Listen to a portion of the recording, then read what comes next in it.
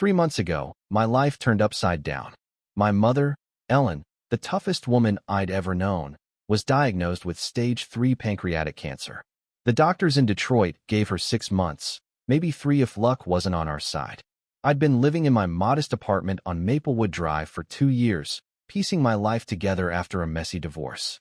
As a network security analyst, I worked grueling double shifts, saved every dime, and finally treated myself to a PlayStation 5, a rare splurge that sat proudly in my living room, a symbol of my hard-earned progress. But when Mom called, sobbing, asking me to come home for her chemotherapy, nothing else mattered. I packed that night, took a leave from work, and prepared for what might be our final months together. My only trusted neighbor was Mrs. Clara Thompson from apartment 4B, a kind, elderly widow who always asked about Mom. Before leaving, I stopped by her place, explained the situation, and she promised to watch my apartment. "Don't worry, James," she said, her voice warm. "I'll keep everything safe." Unbeknownst to me, Karen Mitchell, a new neighbor in 4A, was eavesdropping from across the hall. Karen, a divorced single mother of 2, had moved in a month earlier. She was the type to complain about everything: noise, parking, even the shade of my welcome mat. Her son, Tyler, a chubby 10-year-old, blasted video games at all hours, while her younger daughter's screams echoed through the halls. I tried to be friendly when Karen moved in, helping with boxes, but she gave me a cold stare, as if questioning my place in the building. Her handshake was limp, her words curt. "We keep to ourselves." The prejudice wasn't blatant, but it lingered like stale cigarette smoke. As I loaded my car for Detroit, I caught her peering through her blinds, her expression unsettling. With Mom's health on my mind, I brushed it off, locked my door, and drove away. The next 3 months were a haze of hospital visits, insurance fights, and sleepless nights. Mom, a fighter, responded better to chemo than expected. By month 3, her scans showed remarkable progress, and the doctors dared to hope.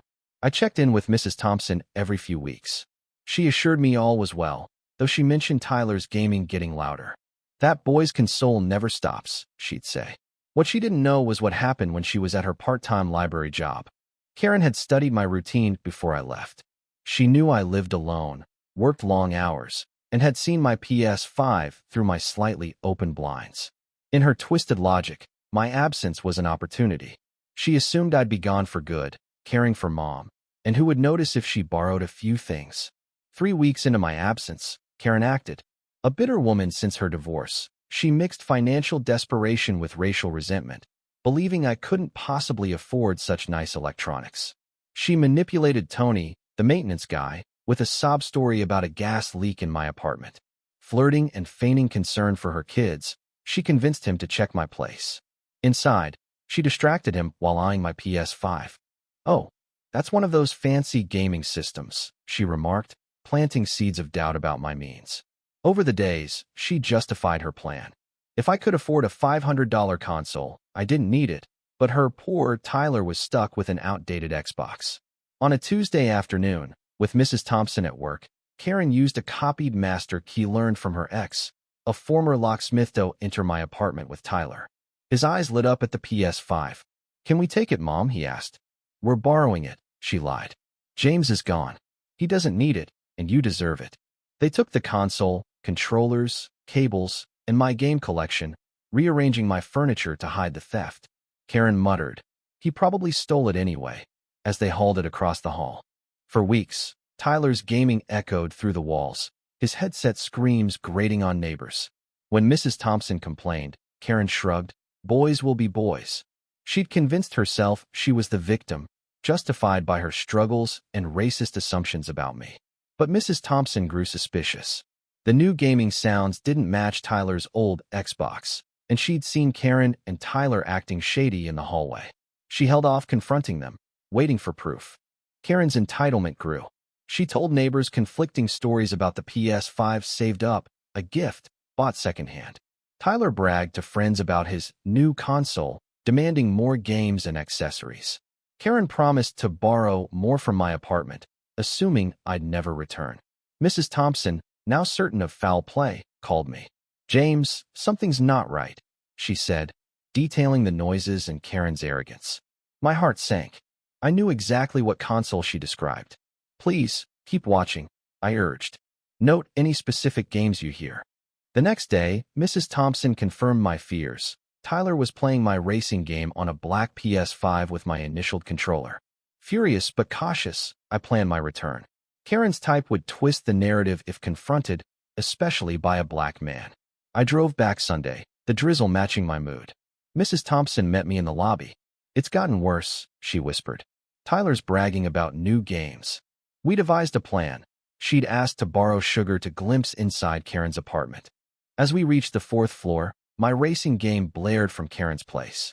Mrs. Thompson knocked, and Karen opened the door, her irritation shifting to fake sweetness. I need sugar for pancakes, Mrs. Thompson said. Karen reluctantly let her in. From the hall, I saw my PS5 on their coffee table, covered in fingerprints, my game scattered, my custom controller cracked.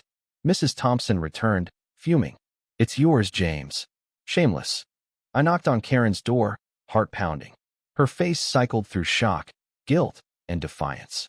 James, I thought you were gone, she said, blocking the doorway. I hear you've got a new gaming system, I replied calmly.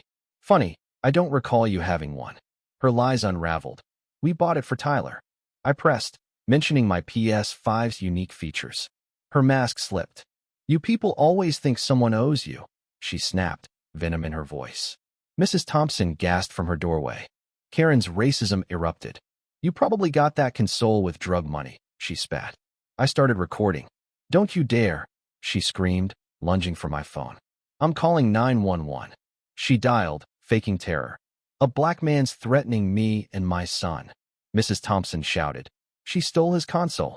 Karen's lies grew wild, claiming we were a criminal duo. I recorded everything, stating my name, address, and the theft for the camera. Sirens approached. Karen switched to victim mode as two officers arrived, Sergeant Daniels, a seasoned white man, and Officer Harper, a sharp black woman. Karen played up her fear, but I presented my video evidence, capturing her racist tirade and false report. Mrs. Thompson corroborated, pointing out the stolen items. Tyler, oblivious, admitted, Mom got it for me when that guy left. Karen's face paled. The officers inspected the PS5, noting my initials and marked games. You're under arrest for theft and false reporting, Daniels said. Karen screamed. This is reverse racism, as Harper cuffed her. Tyler wailed. It's mine. But Harper gently explained the console's true owner. Mrs. Thompson offered to help Tyler contact his dad. As Karen was led away, still ranting, I packed my damaged but salvageable belongings. Karen pleaded guilty, receiving 18 months in prison, 3 years probation, and restitution orders. Her ex-husband took custody of Tyler, who began unlearning his mother's toxic lessons. Mom's miraculous recovery let me return home, where Mrs. Thompson threw a welcome-back party. Neighbors apologized for not acting sooner, vowing to be a stronger community. My PS5 sits in my living room again, a reminder that justice can prevail with evidence, allies, and courage. Karen moved away post-release, still blaming everyone but herself. Mrs. Thompson and I remain close. She jokes, she's my detective partner. This ordeal taught me some mistakes, kindness for weakness, but they learn the hard way when they fight back. What do you think about this story? Have you faced entitlement or injustice in your life? Share your thoughts below. Should Karen have faced harsher consequences, or was justice served? Let's discuss how we confront prejudice and stand up for what's right.